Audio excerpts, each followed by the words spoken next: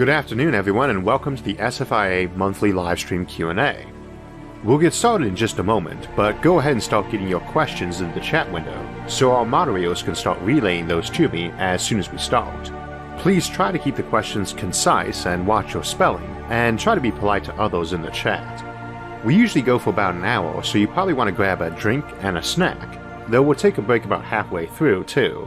With all that said, welcome, and let's get started.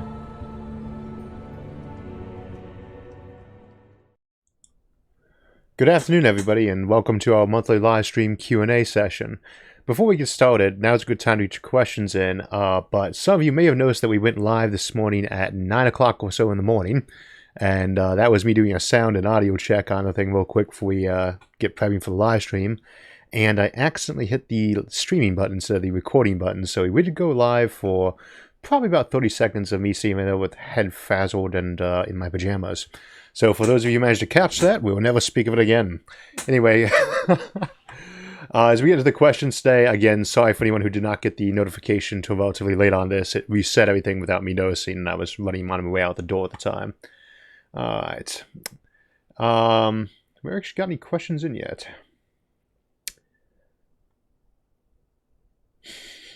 Always a moment there getting started. First question is from Divide by Zero, Get Cake. Hey all, what's a science fiction movie that's ridiculous but you still find fun? I guess the classic for that one is always going to be Planet 9 from, or Beyond Planet 9 from Outer Space. It's a really bad film from the 50s, I think, that you can actually see the UFOs hanging out the wires in it, but it's one of those ones where it's so bad it's good, as opposed to so bad it's bad, like the Battlefield Earth movie from around 2000 or so, which was just that bad.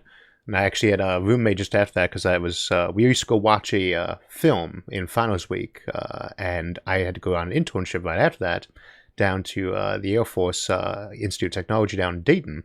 And one of my roommates, Matt Campbell, he'd said, oh, the book is so much better than the movie. And I was inclined to believe this, because this is usually the case. And I was reading through it, and it was the first time I'd ever read something where the book was actually even worse than the movie, and the movie was so bad. Our next question, well, we got one coming in here, is question, how will police automation, if it ever happens, affect society? We actually just decided last night during our brainstorm session for a couple episodes in May and June that we're going to do an episode on space police, so we'll have to look at that a bit more then. But how will automation affect police society? Traffic cameras would be kind of your first one that we do that for. Barcodes on license plates, they can be hit with a reader on the front of the vehicle. Those are a source of a great deal of debate these days, whether or not it's okay to have traffic cameras giving people speeding tickets, or having something that reads license plates. But those are the kind of things we'd start to have expected to come in there. Other ones would be like everyone's phone app might have not just the ability to call 911, but as we get a little bit better with that kind of voice technology, we might start having the point where everybody had a duress word, for instance, something very strange word they could just shout that their phone would hear it and say, uh-oh, call 911. And that would flip on your GPS and potentially your camera, things like that too. Right now we got cameras on the phone, but as that technology gets better with things like Bluetooth technology and bandwidth and better batteries, it wouldn't be that weird for somebody to maybe be wearing a lapel pin, kind of like a lot of police officers have the body camera. And that might only go live when you want it to, but a lot of folks might carry something around like that on them, kind of recording all the time. And a case like that, if that just goes live, the police can suddenly see exactly what would be going on in your immediate vicinity. Especially if those are small enough that you could have multiple ones around your person. And they could, that would be quite a problem for anyone who's trying to mug you, as they get, a nice little snapshot of them, or a mugshot. And, of course, you'd have all those other people nearby. If you got everyone's ability to ping, and beside the privacy issues this kind of brings to play, you would be able to just, start talking out for other people who are in the nearby area to see who was there and whose cameras were live, so you get an extra view of, like, the perpetrator running away, things like that. So, of course, there's also the predictive policing into things, too. And we'll explore all that more when we look at, well, I think we'll do a space police episode, but we'll look at law enforcement in general in a futuristic context, and probably early to mid-June. Kaga13 asks, thoughts on John Scalzi's Old Man War series? Can't remember you mentioning it. It seems heavily up the group's ally.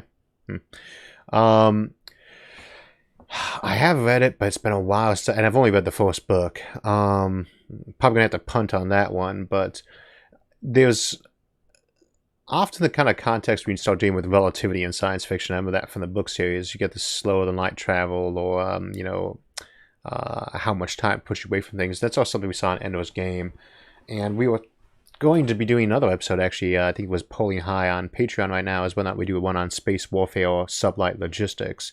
So those will be things we probably want to explore there, but I can't talk too much about Scalzi's series because it's just not pinging a memory for me right now, unfortunately. Jacob asks, who would govern an orbital ring on Earth? What would happen if two nations with connections to it were at war? If you only had the one orbital ring, and you'd start with the equatorial one, you can do other ones at other angles, but they take a little bit more effort. Then, yeah, you've got a bit of a problem, but it's going to be one very similar to what you have for, like, sea lanes or shared freight rails. You probably would have, if you got two countries involved in it, you probably have more than a few, and you might say, like, let's say it was one that passed through most of Europe, the United States, and Southeast Asia, so getting a ring angle on that. And you might say, well, the United States is at war with Thailand. And so you got, 5 or 6 European countries it passes through who could just say, well, during the duration of this conflict, by the treaty that we have, we oversee both of your ports for you. That way you don't have to worry about the other guys shipping weapons around through that or breaking embargoes and trade. We'll oversee that. So that might be an example of how you could do that. But the biggest problem with an orbital ring is that it pretty much by definition does have to go around other places. Now there are some angles like neopolar angles where you could actually have it just go through one or two countries and a lot of ocean, but what's the real economic value of that? And I say, well, if you just want to have an orbital ring, but you don't actually have to have an orbital ring to take advantage of that level of space launch. It's nice, it's your most economic version, but we do have that same active support technology available for truncated things like the Livestream loop or just a space tower, or a pair of space towers that connect a big ramp between them, for instance. So there are options. You don't actually have to do a complete one around the planet, and it actually technically does not actually have to be a circle or even an ellipse. It could be a bit of weird angles and curves you really want to. The big problem, though, is the orbital ring as a launch vehicle, because an orbital ring just takes you up into space. You're not actually in orbit yet. You're just at that altitude. Is that you can run across it and, speed up while you're running around it. And you can only turn so fast at things like that because you got a turning radius that exposes you to a lot of curve, like when you're on the road. What's nice about an orbital ring is you can actually run around and think upside down so that Earth's gravity is pulling down on you, and that it gives you a little bit of an extra acceleration you can get away with, so you can get up much faster. That's why you really want that ring or ellipsis, so you can do that, take advantage of that to exit that thing at the maximum speed you can pull off. Let's see. Thank you, Mo Johnson. Many industries will always require gravity to operate, so what might an industrial park be like in an O'Neill cylinder? I guess you could have industries inside it, but in a lot of cases, your industrial park would probably be, a separate facility outside that O'Neill cylinder, because again, you don't actually have to have it on the inside. And if it's on the inside, it's maybe a little bit more convenient, but there are all sorts of ways you can make like a fast train to take you from inside the O'Neill cylinder to nearby habitats that are tethered to it, smaller stations, for instance. And they'll let you control the gravity to what you want. And it also means that, if I need low gravity inside an O'Neill cylinder, I can put a facility up in the airways, hanging down from the central axis. So it's got lower gravity, and then I'm doing some chemical work in there, and if that goes off, it's going to fall down on top of everybody in terms of all those chemicals dispersing, when you can just go ahead and build another space station nearby, relatively cheap one, relatively speaking, and just have stuff there. So there would be dynamics to that, of course. It just kind of depends on what you're aiming for in terms of, workforce going there or back, whether or not there's even workforce going to the factory or not. As they might just be telepresence operators. Andrew Hub asks, what will the first interstellar mission look like? Will it be a national mission, international, private, etc.? I would just guess the very first one would be international, just because it's always a little bit easier to handle those things if you got multiple people with stakes in the game. And there would be a lot of people who want to sign on for that, but it might be a single nation doing it or even a private one. And it kind of depends on what we mean by interstellar mission. Are we talking about just sending a probe out? Or are we talking about sending out a big old generation ship or something in between? It would depend way too much on the landscape. Like, if we had the technology to do it right now today, presumably it would either be the United States or it would be like, a group of various stations, same as we have for the ISS. But if we wait 20 years, it could be a completely different story. Thank you, Calvin McGowan.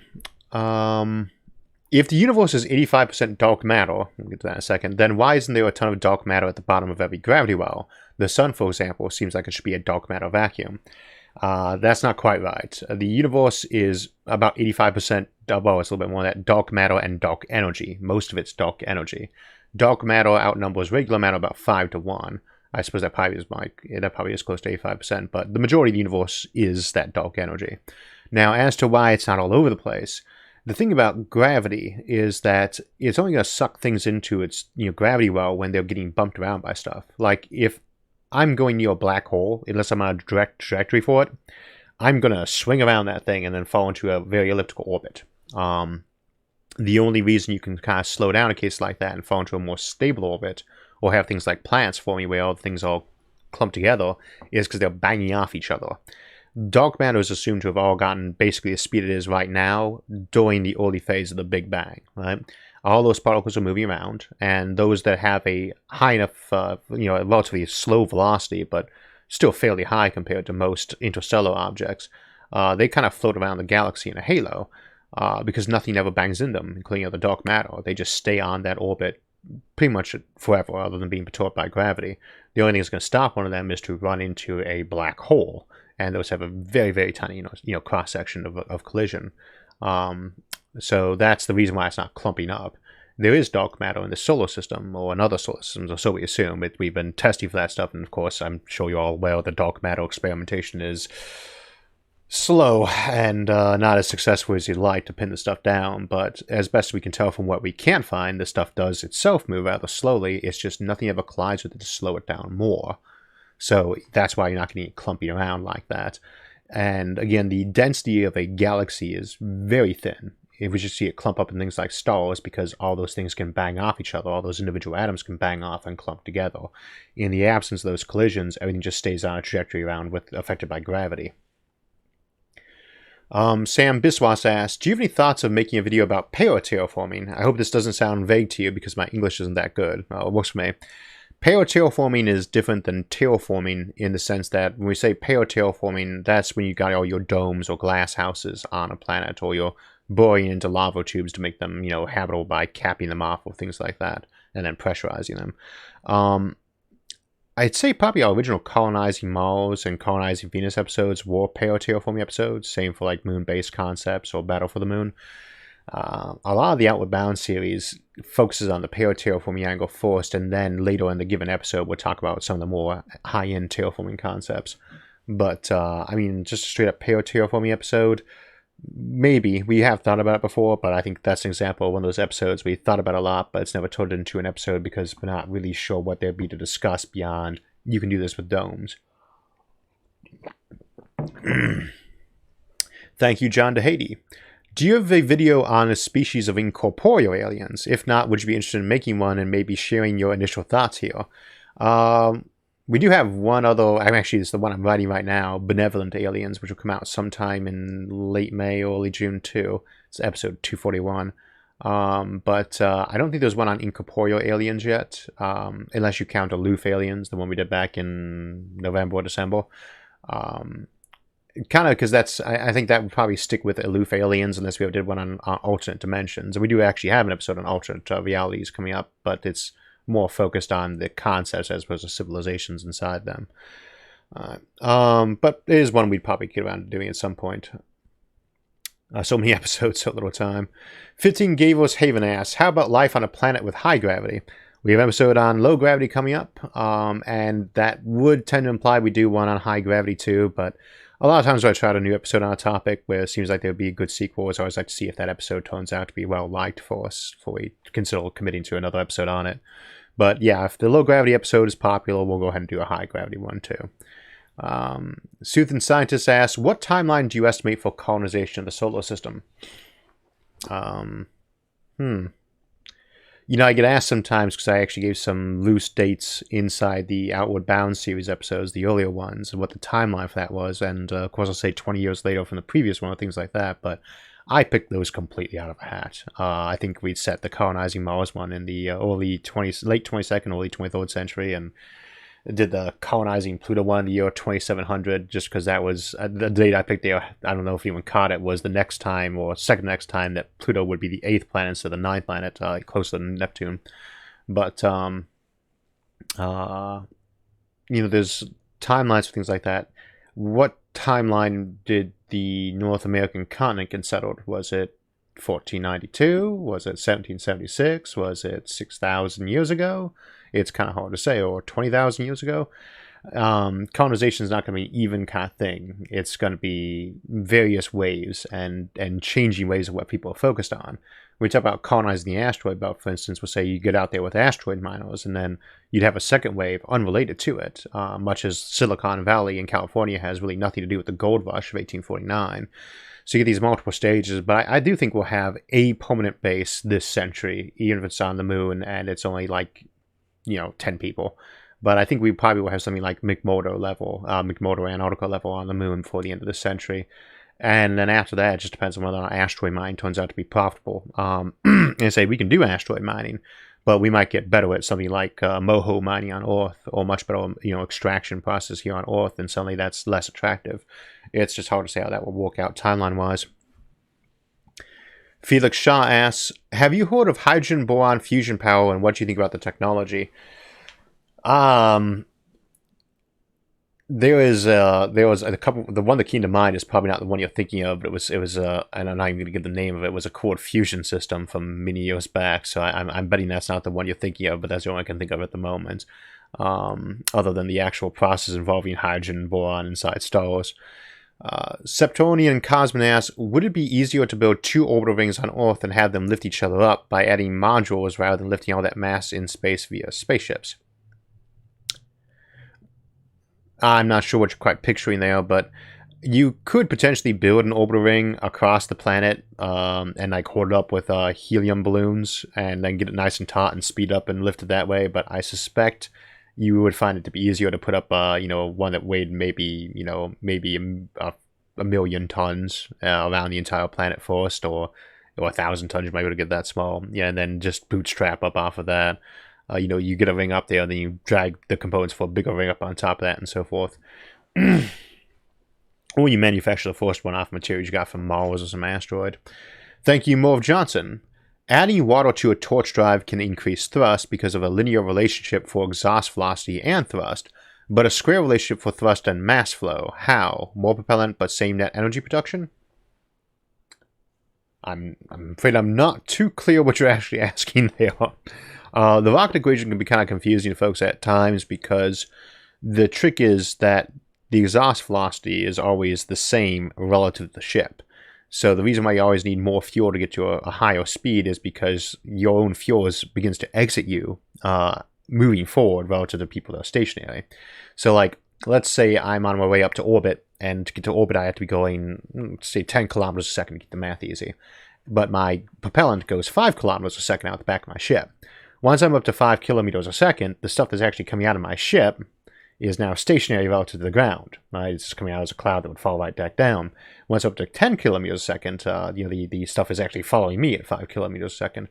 So you're getting the same kinetic energy boost, right? It's just that you do have that diminishing return aspect that's going off of that, and it can confuse people sometimes.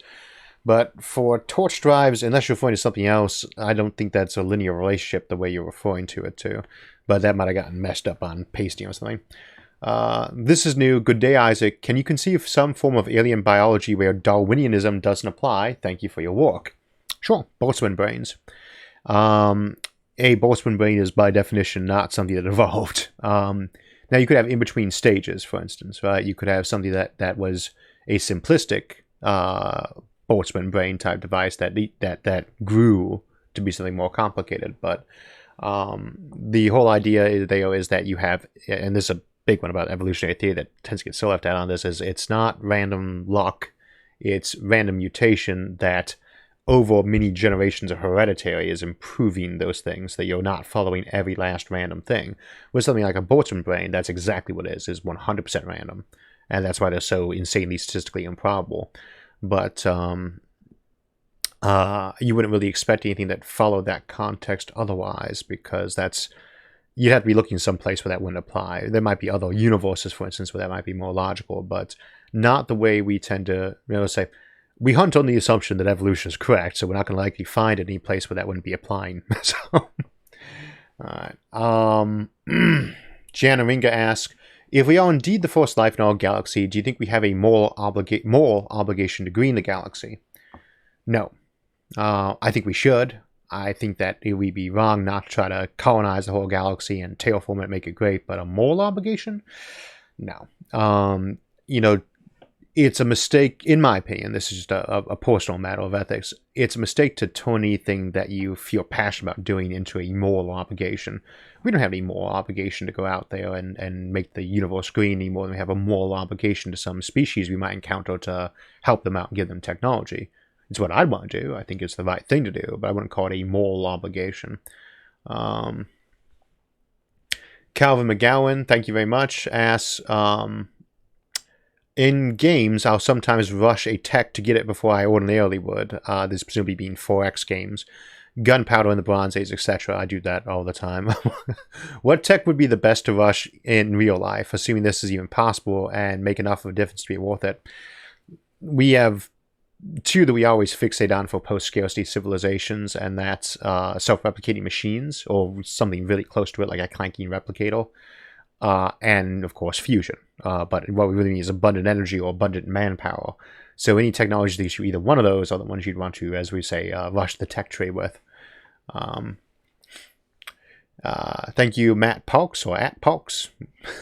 These don't always pace well. What's the most alien form of alien life you've come across in sci-fi or could imagine yourself? It kind of depends on what you mean, because a lot of times you can come with something that's really biologically weird, or that they just have many properties, but that's kind of the realism that's involved. It's kind of like when they do comic book super characters, X versus Y, and say, well, there's no character more powerful than this one. So, well, there's always one random character nobody cares about that, was listed by some random writer who was lazy as being much, much more powerful by something they did. How weird of an alien life form can we make? There's always be something really weird, right? To me, the weirder aliens are the ones where the author has actually taken the time to really talk about how it could be functional. For those of you who read Orson Scott Card's book, Speaker for the Dead, that is I can't remember what they're called, the Piggies, they had a different name. They are portrayed to us with a depth that makes them very alien, not because they are all that alien compared to some other aliens you might see in science fiction, but because from the get-go, there's this alien concept there that the author explores in deep detail. Whereas even when we get a lot of information about a given alien species in a sci-fi series, usually, like with the Klingons, it starts off one way and changes a lot with time. Like if you're watching the original Star Trek, the Klingons in that are not really that much like the ones from Next Generation, let alone from Deep Space Nine, let alone from the new series, I gather. I've only watched about 4 episodes of Discovery so far. It's kind of layered on semi-paradoxical, contradictory information about those species as new writers try to put onto it. But when an author really takes their time to develop something like that, and again, that's a good example, is Orson Scott Card's Piggies from Speaker for the Dead. Let's see. Thank you very much, Ryan Founds. And he says, thank you, Isaac, for creating great content. You're very welcome. AFN Capella asks, can you appreciate sci-fi that didn't age well? What are deal breakers? What intrigues you as examples? There are quite a few that don't really age well in some regards. Others do. I was just recently finishing up. Lord of Light by Roger Zelazny is a fantasy novel. Sorry, sci-fi novel masquerading as a fantasy novel, masquerading as a sci-fi novel. A lot of Roger Zelazny's sci-fi is, I hate to say he's one of the most popular authors of this period, but hasn't really carried over well to the modern era. Probably because he hasn't got a TV show for the shows yet. But that book carries over very well because he didn't really focus too much on certain writes to a different kind of flavor of things. I recently read C.S. Lewis's Out of the Silent Planet, which was an omnibus that my fiance got me for Christmas. And it ages well in some regards, but then not so much in others. The science from that period that he is discussing, doesn't fit too well, but then a lot of the plot and a lot of the concepts fit together very well. So, yeah, same for a lot of things like space opera tends to age well because it never was really all that focused on scientific realism. But I'd say, was it the Lensman series by E. Doc Smith was almost always made like the top 5 or 6 best sci-fi series, but hasn't really aged too well, and so you don't see it on too many of those lists nowadays.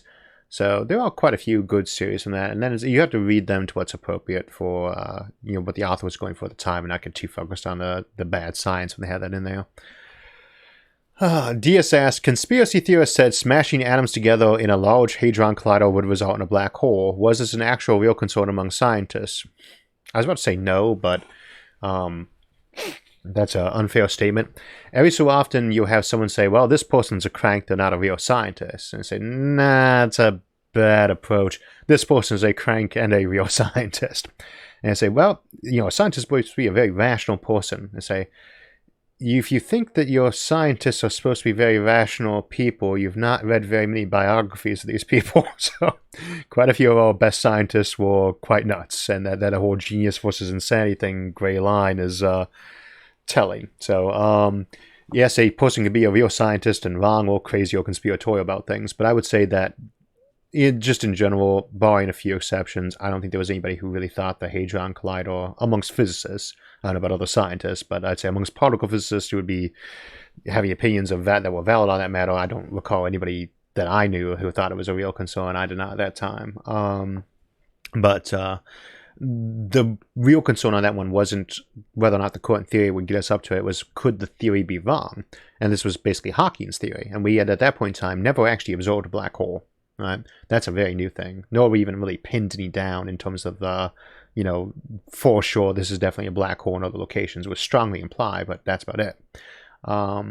And we don't know that naturally forming ones really have the properties based on mass, cube root mass for like lifetime, things like that, that we were assuming that would just translate down to the micro scale. So I wouldn't go so far as to say it was a wrong issue to have raised to think about, but it was not really all that much of a concern. You start talking about, well, what we don't know for sure. If you're taking that attitude, we could just say, well, we don't know for sure that if we run this collider, it's not going to produce a mountain full of leprechauns. You got to have some basis for suspecting why it's going to do this thing you're not expecting it to. And a lot of the logic on why it might create a black hole was better than the idea that it might create a bunch of leprechauns, but it goes pretty thin. Zalcian asks, what was your job in the army, and how do you see it changing in the near and far future? Writing a book and my experience with a human. My best friend was in Intel before he switched over to artillery. My MOS was field artillery at first. Later it was logistics after I got back from my second term of service. But it was in artillery, and when they found out I had a degree, because I joined when I was in grad school, and I enlisted too, they started finding ways to dump a lot of the more technical and paperwork stuff on my desk, and the unit itself was being converted over to fielding as a scratch infantry company because you just don't need that much artillery when occupying a country that is, at peace with you and friendly in theory. So we mostly did infantry work. We were an artillery unit though. But a lot of my work, besides when they have me get stuck helping out on various tech and admin things and doing a lot of teaching with the new equipment we had, was fixing guns, repairing guns, training people on how to use them, small arms and other equipment. It's always my favorite gun. I was very fond of the M16 Alpha 4 over the M4 as opposed to the Alpha 2. And I liked the 50 cal, but I did not like a lot of the other. So, well, of course, I like the Mark 19. That's a machine gun that fires grenades off. But I would say that changed a lot of jobs. They tended to use me a lot to put out fires, as it were. So I was our NBC guy for a while. I was our laser safety radiation officer for a while, and that's not unusual though. A lot of people end up doing gopher work in the military. You just send people to fix something, and if they succeed in fixing it, you say, "Oh, well, you're busy. So we're going to ask you to fix this other problem too." So, but the official MOS was field artillery. Alexander Potachev asks, what would be the impact of self-replicating nanobots in the real world? It depends on what kind of ones they were. Like, we can see the paperclip maximizer for an idea of how that can work, and but we did cover nano robots and self-replicating machines in the episode. Nano robots and self-replicating machines, I believe, was the name of that episode. And I think that it's all about how you got them set up in terms of, can you get them the energy you need? Can you get rid of the heat issues? Are they small enough without being too fragile? And you got like the sticky fingers problem we discussed in the Santa Claus machine episode. So the impact, though, if it's good enough, is pretty staggering. And again, it depends on how good it is. If they're good enough to actually do molecular assembly at a decent pace, then lots of things change. You could be turning stuff into almost anything you want out of garbage. The first time that really ever hit me, in the early 90s, I collected comic books. It was quite a popular thing back then, Marvel comics. And I got very addicted to the Doom 2099 series, which features Doctor Doom as a nominal protagonist. I won't go as far as a hero. And he experiments with using self-replicating machines for a while, and always wonders why they didn't use them, because you can do almost anything with them. You can turn garbage into food, things like that. So you can't really predict what the actual impacts would be industrially until we actually had some working ones. But in the medical world, it's huge, because industry is seen as like 3D printing. You have to worry about whether or not it's more economic than just doing it with a factory, a regular factory. But you can't really fix humans currently with the way you can just manufacture a hammer. So you can do that with nanotechnology, because you don't really care if it costs you $1 million to do that to a person, whereas you never obviously use something like that for manufacturing something human-sized. All right, last quick question before we go to our break. Dustin Adams asks, have you read Orson Scott Card's Homecoming series? I have not, or maybe I read the first few chapters of one of the books, but I'm familiar with it, but I haven't actually had occasion to read it. All right, we're going to go to break, and we'll see you in a few minutes. So we'll be on break for a few minutes, and it's a great time to grab a drink and a snack, or get some more questions in for our moderators. We don't usually get to all the questions, so if we miss yours, feel free to post it as a comment on the episode, and I'll swing by sometime later to try to get to those too. However, I tend to get a lot more questions on the episodes than I can ever hope to answer personally, especially these days as we creep up on 500,000 subscribers. So we have forums to continue the conversations. There's our main Facebook group, Science and Futurism with Isaac Arthur, along with our second Facebook group, Futurism and Society, where more controversial topics are fair game. We also have our Reddit group, our Discord group, and our website's forum at isaacarthur.net. And on these forums you can find all sorts of fascinating conversation. They are also the places, along with Patreon, where we source a lot of topics and polls, either picking episodes there or taking the top 5 for a poll here on YouTube. So if you have episode suggestions, those are the places to go. You can find them linked in the episode descriptions every week. I also want to take a moment to thank all our patrons over on Patreon. They not only have kept the show funded and running all these years, but they're actually my favorite source of episode topics, as they tend to be our long-term audience, with the best notion of what we already looked at and what tends to be my wheelhouse for topics, not to mention being one of our biggest sources of volunteers helping out on scripts and animations. We are always looking for more volunteers too, and on pretty much every aspect of the show. I did want to highlight our very first volunteer, Jacob Greiger, who does all that beautiful cover art for the episodes, and he's still as active as he was when he joined us, back when us was just me, around episode 20, and I wanted to give him a special shout out and thanks today. It's a bit strange that this show has become, in many ways, a crowdsourced project at most levels, and I've come to believe that's not only a pretty neat approach, but a very good one that others should give a try. I've built a lot of friendships over the years with this show too, and even ignoring all the help I've gotten from it in making the episodes better, the crowdsource approach was worth it just for all those friendships. Alright, let's get back to the show.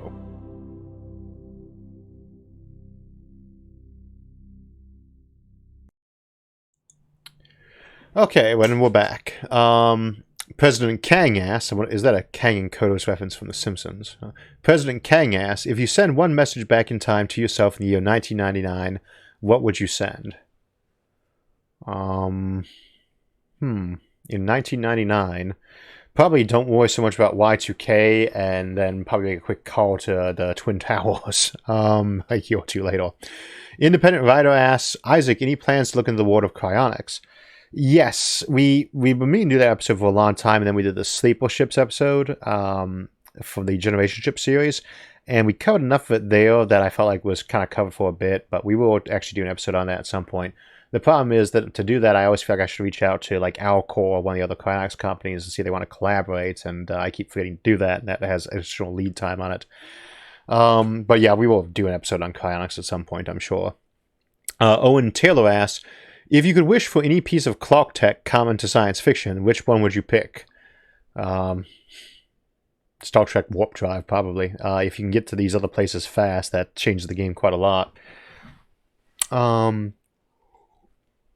Actually, a perpetual motion machine, because I'd rather just be able to keep things going indefinitely rather than get from point A to point B faster and faster. But one of those two. Zilla Squad asks, where do you get the background art from? It really depends. Sometimes we get it from stock footage sources, and I talk about that more in, I think, the 250,000 subscriber special from a couple years back. A lot of it's made in-house, of course, too. And we have a bunch of artists, and whenever we feature one of the ones by any of the artists who help animate for the show, sometimes you'll see their logo on the actual animation. I encourage them to do that so they can, get acknowledged for their work. But we also put them in the credit roll at the end of episodes. And you can also check those out in the descriptions of the episodes. We have these very long descriptions, and some of them we have them linked to like their art page over at ArtStation or DeviantArt or some of the other ones. And I would encourage you to check those out because, these are very nice animations they do, but the ones they do in their spare time, a lot of their work that's more serious is actually even better, and it's amazing quality. And if I haven't mentioned it, it is actually just awesome to work with those folks.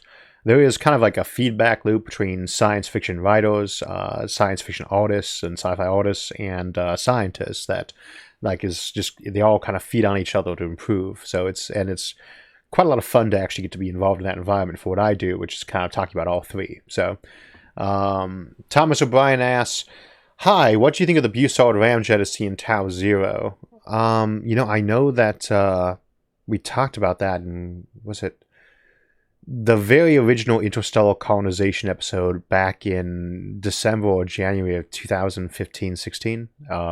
One of the original 10 episodes on the show, or 12 episodes on the show. I don't know if I've covered it since then. No, we would have covered it at least briefly in the Spaceship Propulsion Compendium, which was the first episode I ever did by a poll suggestion. That was Drew McTighe, who was actually one of our admins and moderators on the Facebook page, as well as being one of our Patreon supporters. And there's a chance Drew's watching right now. He does tend to catch the episodes even all these years later, so hi, Drew. And Spaceship Propulsion Compendium was a very fun episode to do, even though it went over 40 minutes. Normally, I don't like to do episodes over 40 minutes anymore because they're rather exhausting, but that was a fun one. The Bussard ramjet, basic concept for those of you who aren't familiar with it and haven't seen those episodes, you have basically a fusion drive that runs through interstellar space, and it sucks up hydrogen from the interstellar void, the medium, and it rams it through at high speed and high pressure to create a fusion event and use that for more thrust. In theory, as it gets covered in the book Tau Zero, which is by Paul Anderson, one of the great classics, you can get to not obviously the speed of light, but so close to it that your time dilation is ridiculously slow. In practice, you would not be able to get above, I think, a Gamma 133, basically where 2 minutes for you was like 1 second for everybody else. But the system is thought not to be able to work. Now, you might be able to get around that with... if you manage to find a way to suck up antimatter instead, and there is an awful lot of antimatter kicking around in the universe too, positons and antiprotons. We think there's like a kilogram of antiprotons that passes through our solar system every second, and we're doing an episode on antimatter in a couple months. But you could also potentially do it with like a micro black hole that you're just feeding matter into and using the Hawking radiation emitted by that to power your thrust too. But and those would still be very like the Bussard ramjet. They're just not using fusion specifically.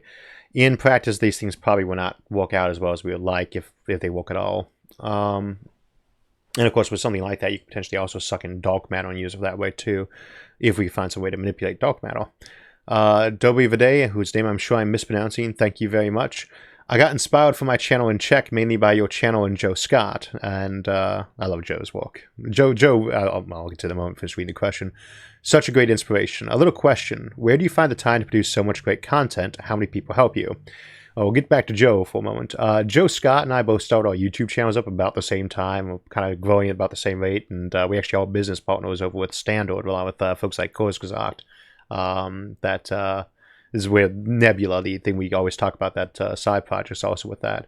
But I've done, I think, 3 episodes with Joe, and maybe an interview or 2 over there. And Joe is always so much fun to work with. So, where do I find the time to produce so much great content? I've actually gotten faster at it in recent years. The production end, the recording end, which has helped out a lot. That's why we have bonus episodes rather than just the weekly ones all the time. Now we'll have like 1 extra bonus episode a month. But a lot of that is from all the volunteers that help out on it too. When I first started doing videos, usually it took me, like a 30-minute episode would take me about 60, 70 hours to put together. And so we did like those ones that were like 70 minutes long. It wasn't necessarily double as long to do it, but a 70-minute video, when we're doing those usually took a couple of weeks of like 80-hour work weeks to put together. These days it does run a little bit faster, and I think it's a higher quality too, because we do get those volunteers, and it's hard to say how many there are because folks will be inactive for a while, but there are around 100 folks in our production group on Facebook. Not our Facebook page, it's secret groups, obviously, so people don't see the scripts and videos come out early. But again, check the credit roll. You'll see who was working on that episode as an editor. And of course, there's the folks who show up for the brainstorms. Then there's all the moderators. And it is just such a big crowd of folks. That's basically, I think of it as a crowdsourced show these days. But lots of people help. And I am incredibly grateful for their help, because it's not just that it saves me a bit of time. It's that it just makes the episode so much better, and so much fun to actually work with them too. We did a brainstorm last night. I think I mentioned it earlier.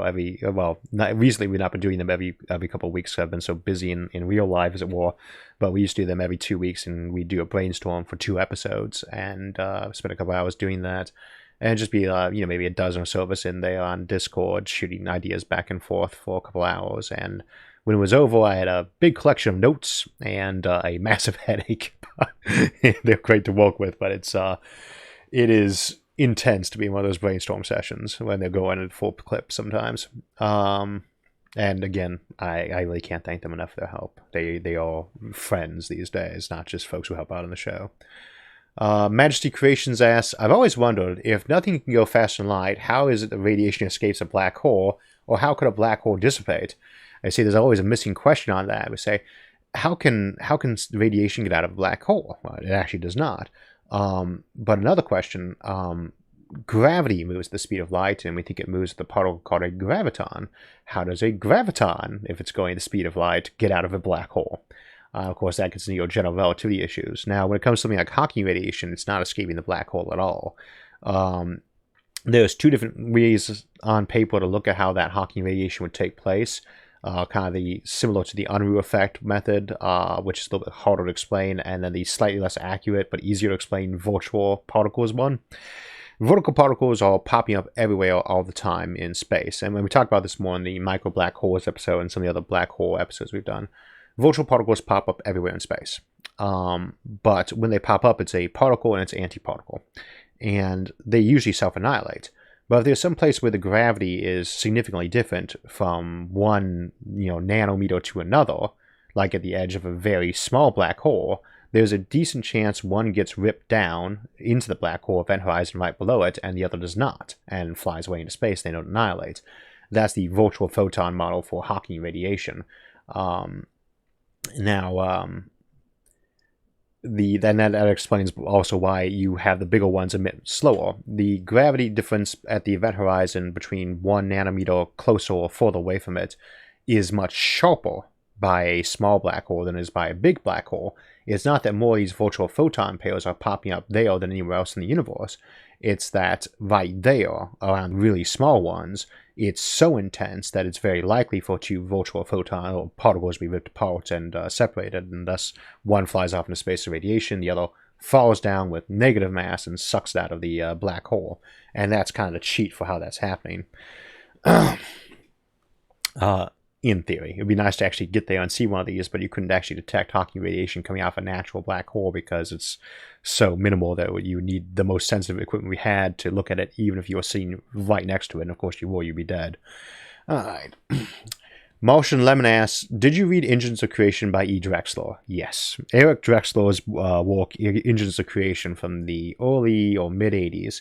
And it's been a very long time since I read it, and it is, I don't know if I actually ever read it cover to cover because it's not really a novel, but that is the seminal work for so much what has to do with robotics and nano machines and things like that. And like universal assembler, self-replicating machines. If you've not picked it up, I don't know if he's ever done a new edition on it or not, but it's the go-to book. And if you're interested in those topics, yes, Eric Drexler's Engines of Creation is the one to start with. Andres Liga asks, and again, I'm sorry I'm mispronouncing people's names, what is the future of sci-fi in your opinion? It's always an interesting question as science fiction looks to the future, and what is the future of science fiction? As long as there are new questions coming out, there's always going to be new sci-fi. But it's also easy to get these things kind of come in waves. Like you look at early science fiction, you've got that handful of works by folks like Jules Verne and H.G. Wells, and then some things that we kind of classify as sci-fi, but really weren't intended like that at the time because it really wasn't a genre. And you could like Mary Shelley's Frankenstein, or arguably stuff like Sherlock Holmes. And then you get kind of in this other phase in the 1920s when it starts popping up, kind of like how comic books evolve out of that.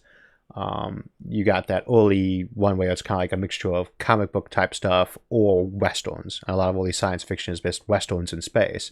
If you've seen Firefly, which is obviously not an old classic, that's kind of a take on that. It's pure up western in space, or things like Flash Gordon, right?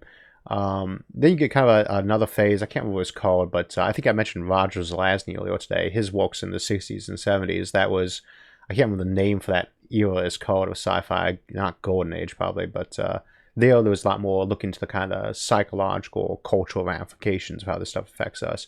And then, post-Moon, you see a lot more discussion of like colonizing the solar system for a while. And you get these phases of going through, like as we got cyberpunk in the early 80s with Neuromancer and Blade Runner and some others, and then you see extensions of that and things like Alistair Reynolds' Revelation Space, where we get more of a clear idea of what cybernetics and transhumanism might look like. So those kind of periods that you'd be passing through, I'm sure there will be new ones all the time popping up. We can't say what they are yet. That's one of those ones we just have to wait and be surprised by. Okay. Bob asks, what megastructure do you think should be built first? Do you think we'll have the beginnings for a moon base within the decade? Love your work, Isaac. Your channel as well as my best discovery. Thank you, Bob. First megastructure kind of depends on what you're qualifying as a megastructure. I always count the O'Neill cylinder as on the small end of what qualifies as a megastructure. And yet, an O'Neill cylinder is probably a century off or close to it, just because you have to have the demand. It's not just can we technologically do this. You have to have a reason why you need one of these things, because until you have millions of people living in space, you don't build an O'Neill cylinder, because you're not going to put all your people in one basket until you have so you need millions of people up there to be talking about building a single space station that's home to 100,000 people. And then we have the megastructures that have nothing to do with habitation. We've got like the Nyckel-Dyson beam or pushing lasers. Those have nothing at all to do with inhabiting space, more about traveling through them. And those could be your first ones. Or a series of networks through lava tubes on the moon might be a megastructure. The same as we might say the Great Wall of China or the highway system was a megastructure. Somebody doing catacombs of mining throughout a asteroid and then pressurizing all those tunnels, terraforming them, that might be a first megastructure. But it's really hard to say. The orbital ring is a megastructure, and I think that one, I don't think the orbital ring would be our first megastructure, but it would be one of the first ones. Because it's almost a catch-22. You don't really need an orbital ring until you start getting into the zone where you need to put so much stuff into space and down from space that it starts getting realistic to think about building one. And at that point, you probably would have something like an O'Neill cylinder either on the table or already built. I also never really like to count the first of any one thing as being, indicative of, you might build one example of something way before you start mass producing them. Oh, let's see. Victor Say asks, will we see more episodes of Outward Bound, maybe about colonizing Uranus or the rings of Saturn? The springtime on Mars and winter on Venus episodes, and we're going to do a summer on Jupiter episode in a few months too. I don't know if we'll ever do a fall or autumn on someplace episode though. But those are part of the Outward Bound series. They're just more focused on kind of more classic terraforming for winter on Venus and springtime on Mars.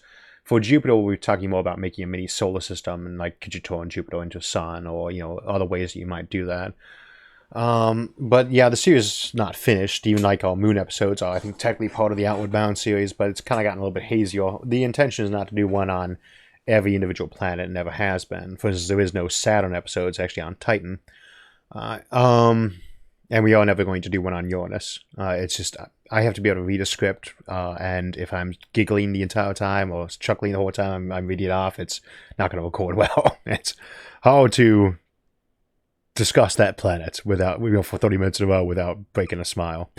Ishmael Alk asks, do you think the technology for post-scarcity will come first and nations will unite around it, or that we have to find global peace before we work together on such technologies?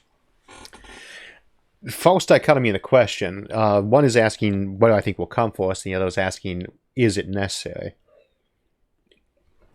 I don't think it's necessary for countries to unify together on any particular thing other than not actually actively attacking each other with doomsday weapons for you to be post-scarcity. If you get invented a fusion, a cheap commercial fusion reactor tomorrow, that's post-scarcity. That doesn't really require you to be unified, regardless of whether that's good or not. Now, as to whether or not we would have to be a more unified world before we could be a perma post-scarcity, that's a different question. Again, don't think the answer is yes to that. I think, on the other hand, though, would it help? Well, maybe. I don't know.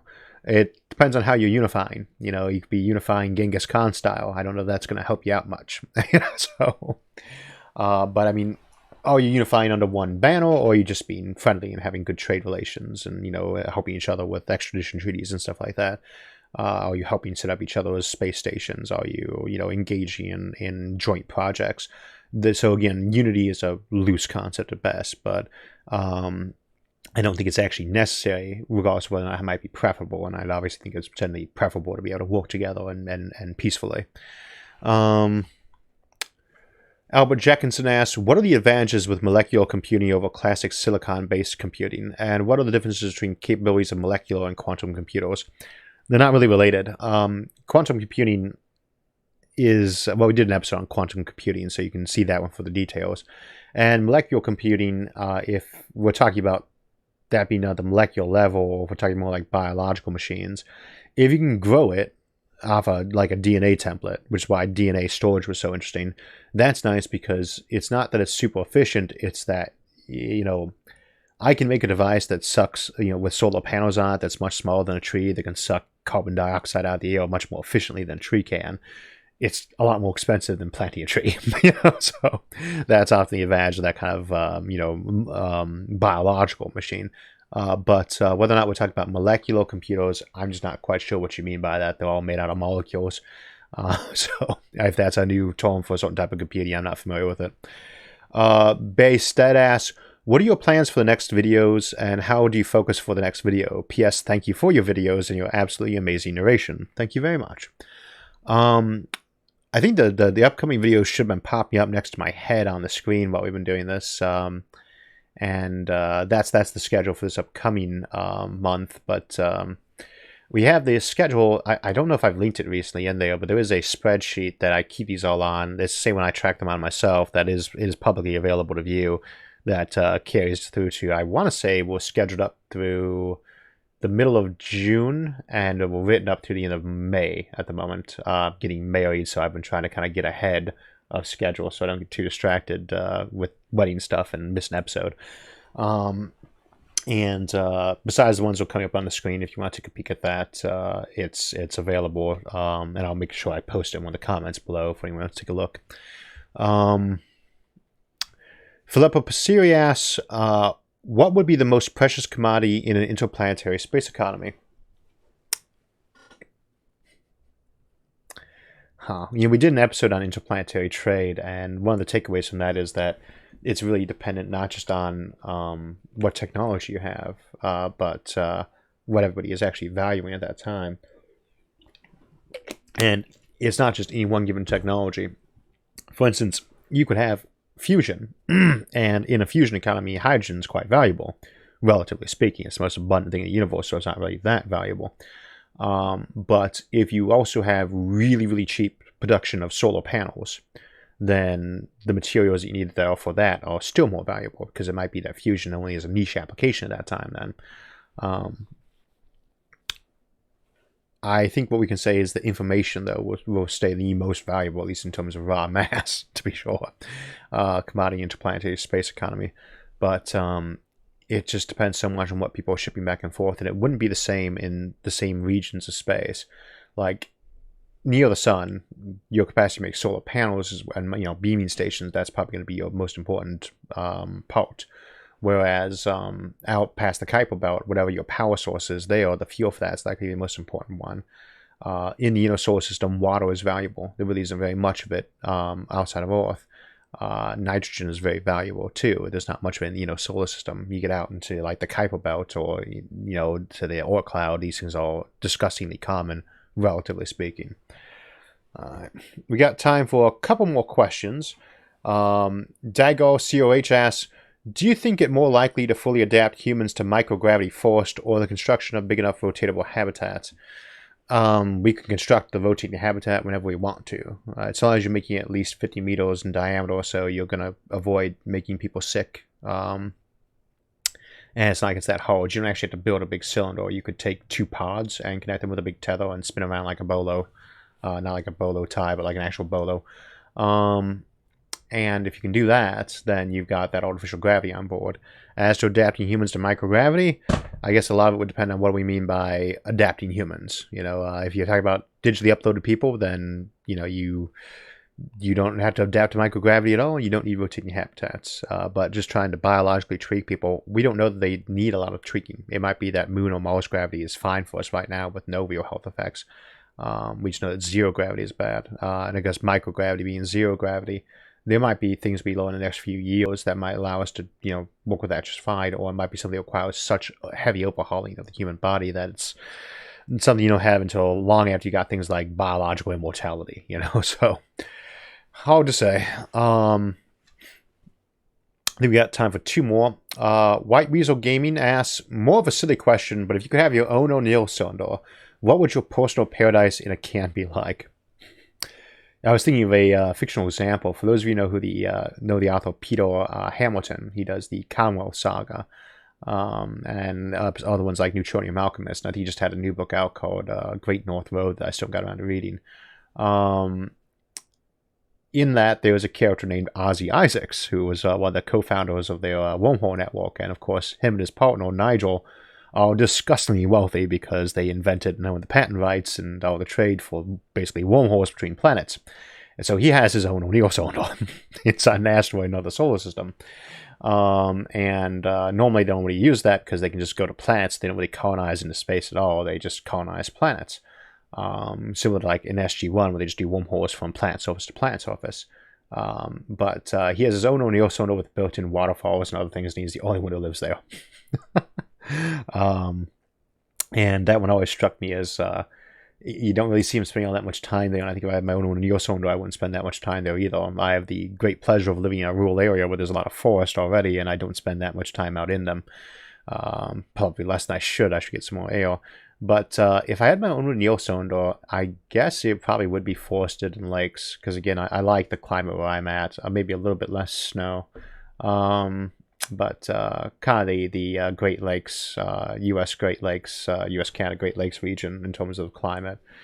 Alright, and I guess we'll go ahead and close out on that one. Oh, okay, one last question from B. Steed again.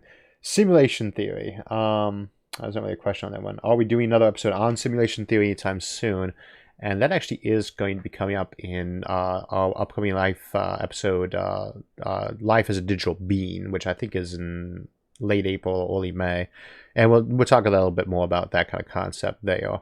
So We got the schedule up for the upcoming months for all the episodes in March, and if you do want to see what the actual roster looks like for April and May, I will go ahead and post that link in a little bit into the comments on this section of the video.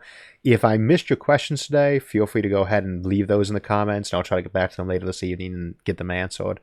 As to that, though, otherwise, thank you for joining us, and we will see you on Thursday. So that will wrap us up for the day. I want to thank everyone for joining us, and again, if we didn't get your question, feel free to post as a comment below, and I'll try to get to it this evening. Also, you can continue the conversation at any of the forums on Facebook, Reddit, Discord, or our website, isaacarthur.net. Thanks for joining us, and we'll see you Thursday.